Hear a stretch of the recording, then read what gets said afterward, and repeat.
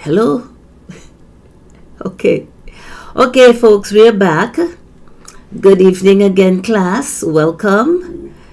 I want to declare that today we are walking in victory, that God is on his throne, and that we are seated next to him, that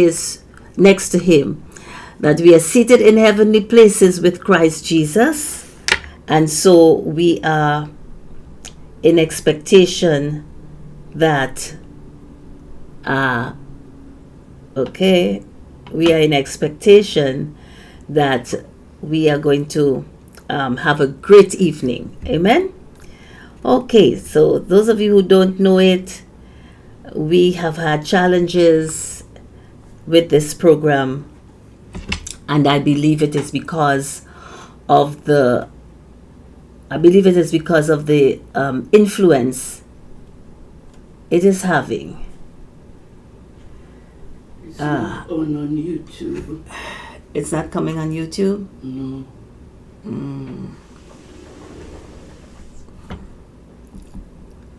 This is not the one. Just give me a minute. I'm trying to see where we are.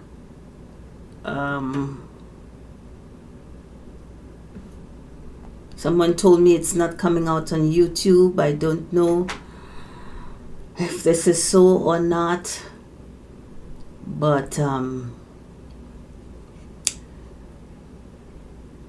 those of you who know my number, can you send me a text if we are live, and if this is the third live, because that's the one that you're supposed to be looking at right now.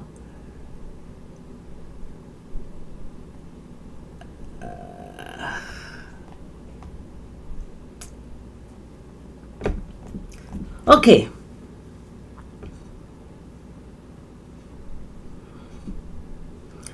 All right. Still looking, still trying to find the current live stream, and I am not finding it. So I'll just wait until it decides to show up. I just want to make sure that that y'all are on, because I am not seeing us on at all. Okay, maybe my sister can tell me if we are on Facebook.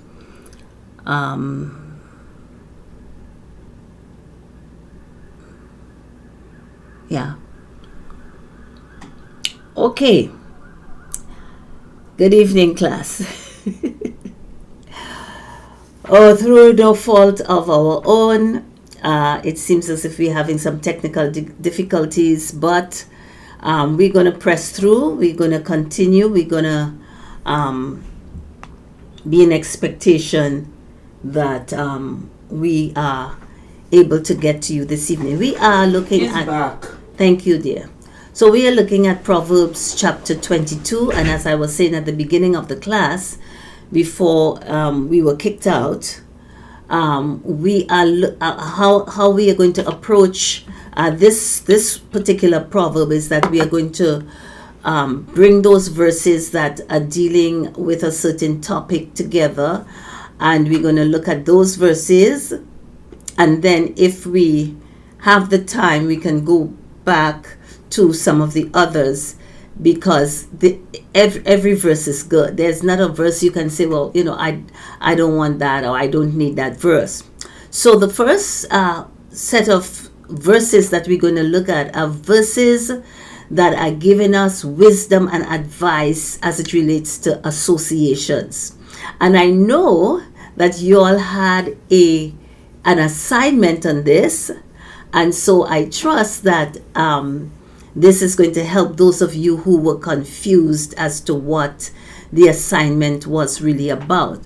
When we talk about associations, we are talking about people, basically, with whom we foster relationships.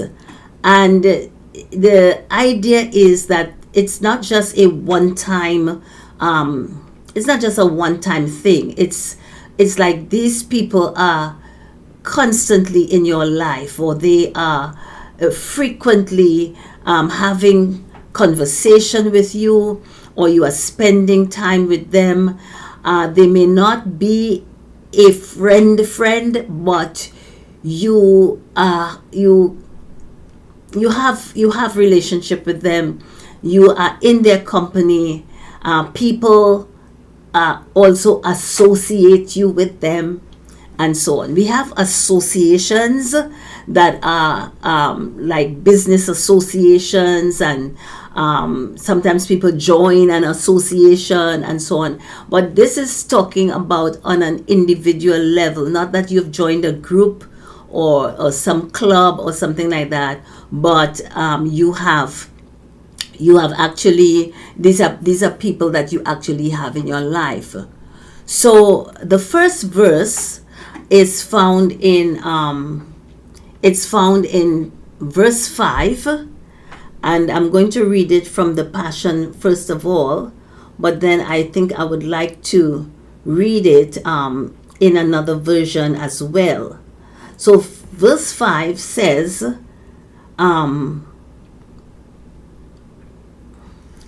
it says in verse 5, twisted and perverse lives are surrounded by demonic influence. If you value your soul, stay far from them. This is how the New King James puts it. It says, thorns and snares are in the way of the perverse, and he who guards his soul will be far from them. So what is that saying? It's saying here that when there are people that are perverse, when there are people who their lives are questionable, okay? If you are a wise person, you are going to stay far away from people like that. I know many of you have heard the proverb that birds of a feather flock together. You have also heard, show me your friends and I'll tell you who you are, and things like that.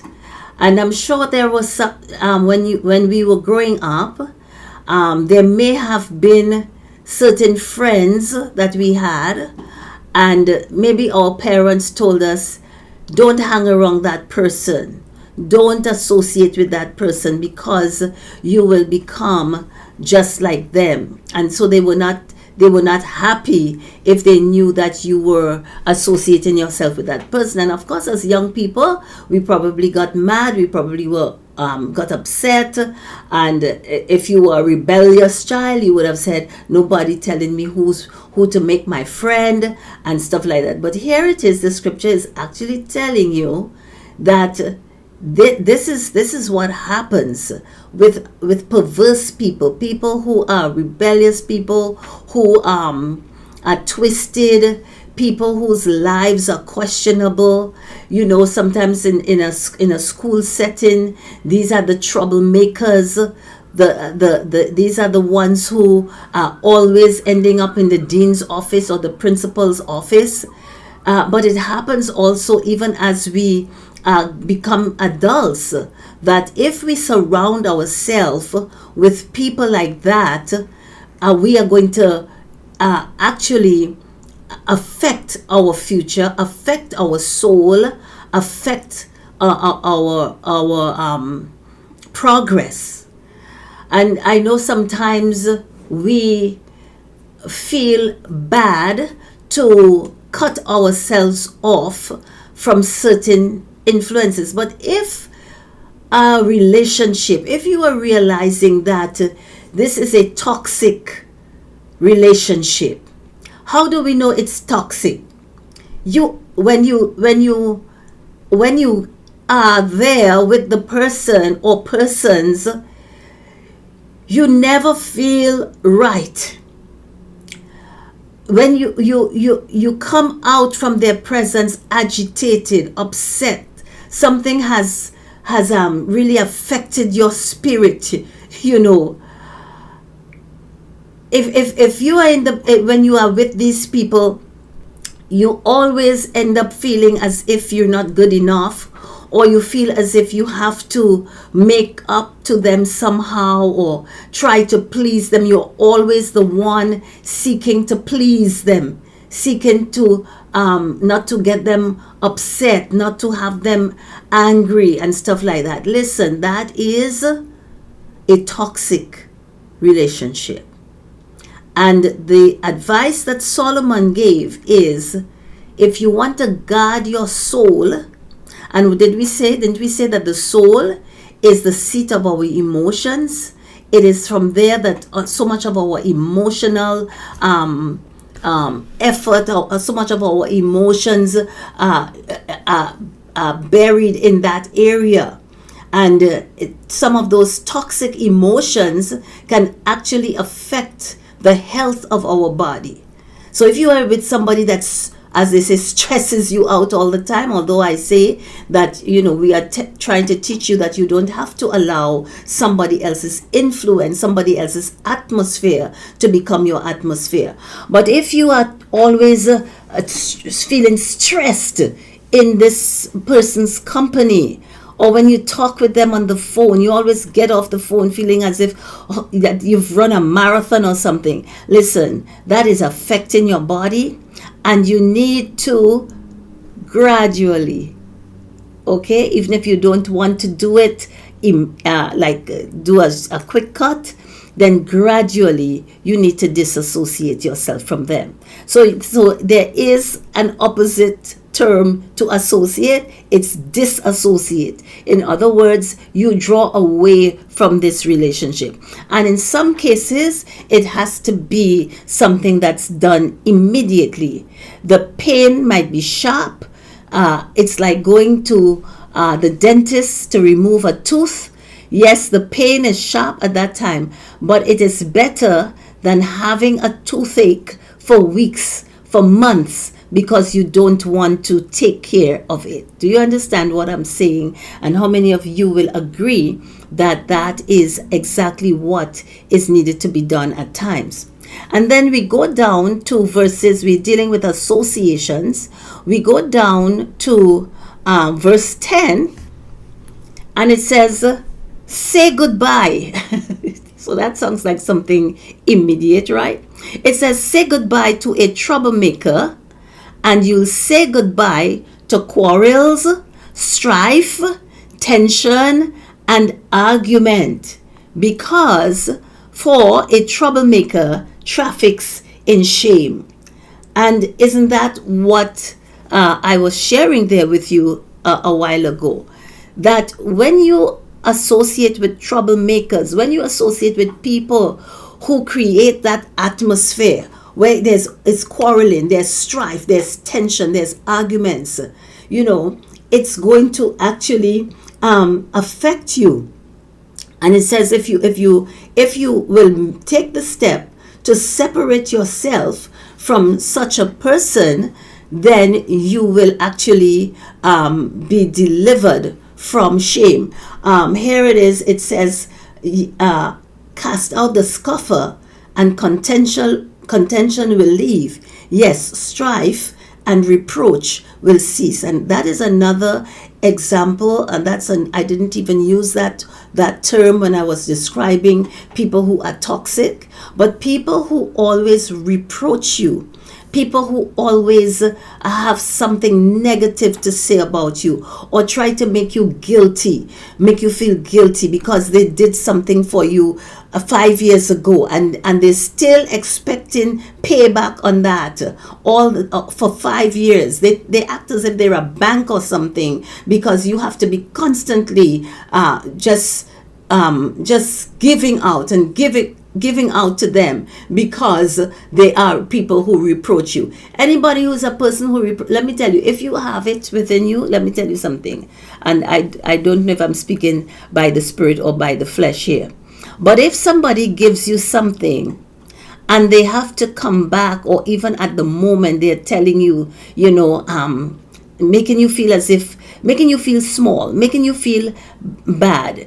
We should not be borrowing, but let's say you went to borrow something from your neighbor, your relative or something, and they're making you feel so small. Listen, just give back the thing right away.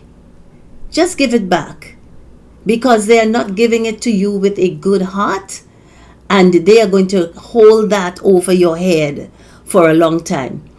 I know sometimes you feel desperate. Maybe you have to pay a bill, and you go to this particular person to ask them to help you, and you are desperate. Let me tell you something. Put your eyes on God instead. God will come through for you. Don't put yourself in a position where you have to be under this person's feet. Verse 24, still talking about associations. Who should we have around us? Who should we have within our inner circle? Who should we be spending time with in their company? It says in verse 24 and 25, walk away from an angry man. Walk away from an angry man, or you'll embrace a snare in your soul by becoming bad-tempered just like him. So what is it saying there? It's saying that if you associate with an angry person, and then I think in the King James it says with a foolish man, a furious man. It says it like this in the New King James. It says it like this: make no friendship with an angry man, and with a furious man do not go, lest you learn his ways and set a snare for your soul. You think associations are not important? How many of you have had teenagers come home and all of a sudden they're talking a different way? They're using a different expressions. Where did they get it from? They got it from the friends in school that they are associated with. And so they come home and they want to call you bro. They want to call you bro and stuff like that. And you have to correct that right away. We all pick up the behaviors, the way of doing things, the way of saying things from the people that we associate with all the time. Even our accent comes about because this is the atmosphere. These are the associations we have had in those early years of our life. And some people are more susceptible to atmospheres than others. Some people in science we used to learn about osmosis. Anybody knows what osmosis is? If you know it, put it in the chat there. But osmosis refers to how if you put something in a surrounding that's stronger than it. Let's say okay, this is a great example. If you put potatoes in water, it's going to pull in that water by the process of osmosis. It's going to absorb that water into it, and then it becomes fat, and then you can put it to fry. So then you get these nice fries. Well, I shouldn't say nice, but they're nice. Then you get these fries that are plump and nice. Now if you do the opposite and you put it in salty water, and that salted water is concentrated, what happens is that the salt water will actually draw out the moisture that is in the potato chips or in the potato slices that you put in it, and it will begin to look shriveled up. So osmosis refers to that phenomena by which when you put something in an element that is stronger than it, it's going to pull that thing into itself.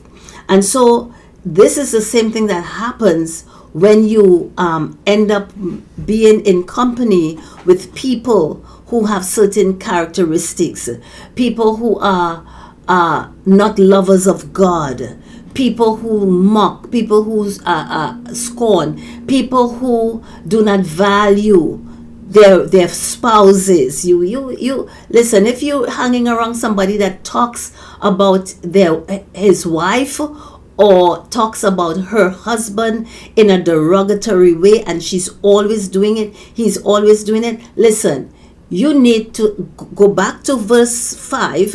Is it verse 5? Yes.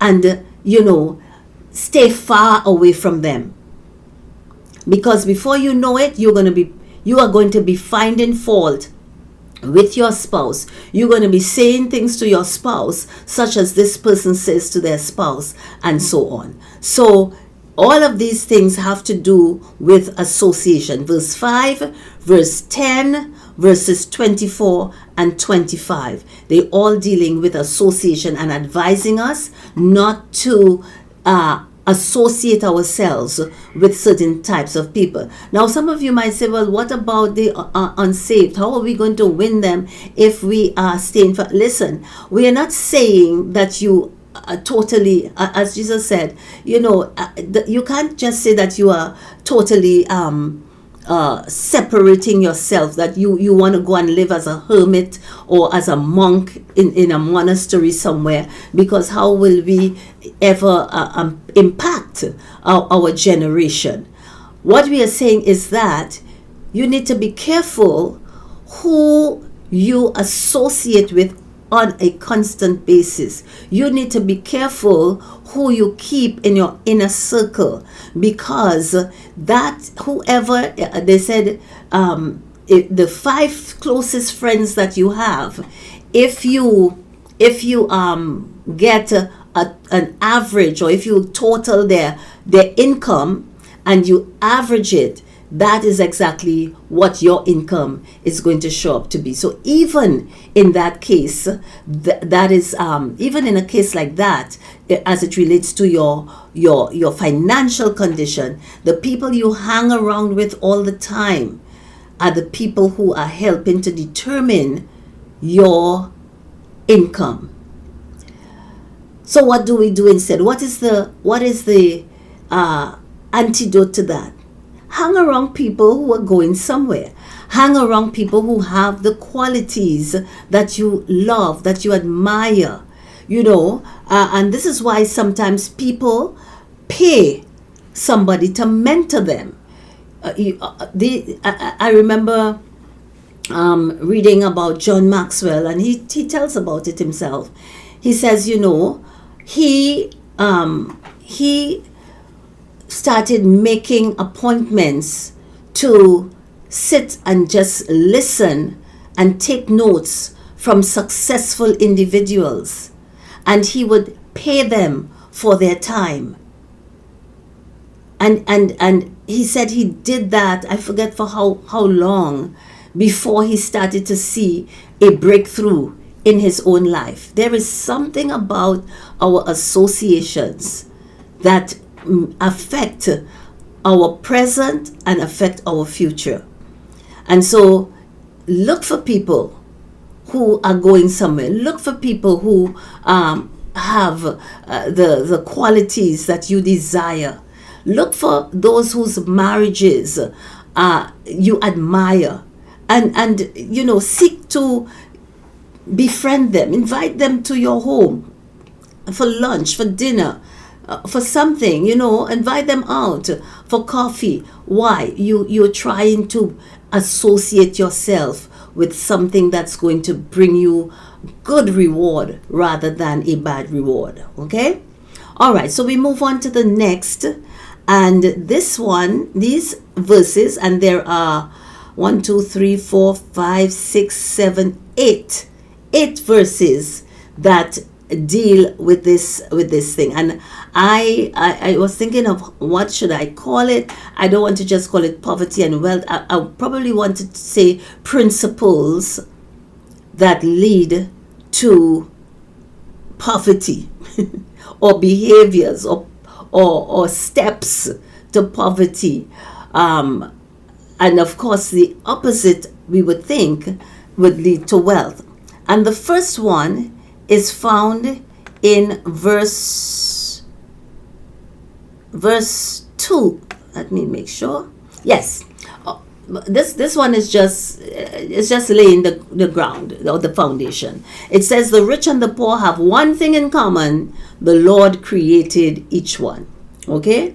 So the one thing that poor people have in common with rich people is that God created them both. And that is why we should not despise the poor or look down on the poor. Neither should we keep railing at the rich, because if you want to get there yourself, you should not be actually doing that. But let's look at some of the verses that tell us or give us instruction as to what we need to do or avoid doing in order for poverty not to be our portion in life. And this one, number 7, it says if you borrow money with interest, you'll end up serving the interests of your creditors. For the rich rule over the poor. If you borrow money with interest, and I don't know if there's anybody here, let me not say I'd like to see your hand. I don't know if there's anybody here who can say that they have never borrowed money with interest. How it is put in the New King James, it says, the rich rules over the poor, and the borrower is servant to the lender. The borrower is servant to the lender. In the Passion goes a little further, because it is implied, it is understood that people don't just lend money like that. That when somebody lends money, when an institution lends you money, they are lending it with expectation of interest. Let me before I go there, it is even true even if the person does not take interest or ask you for interest. Because when you borrow from somebody, you become in some way obliged to them. And so, and some people cannot lend you something with a free heart. They are always expecting something in return. They are always expecting you to somehow be always trying to make up for that favor that they did to you. And my mom used to have a saying, I don't know if you'll understand it because it's Caribbean. She used to say, borrow thing don't shine in ballroom. Let me put it like this. When you borrow something, especially like if you borrow somebody's clothing, somebody's jewelry, etc., it does not shine when you are in the ballroom. In other words, what they're saying is that you could become embarrassed. The person can reveal that you are wearing their stuff, and so on.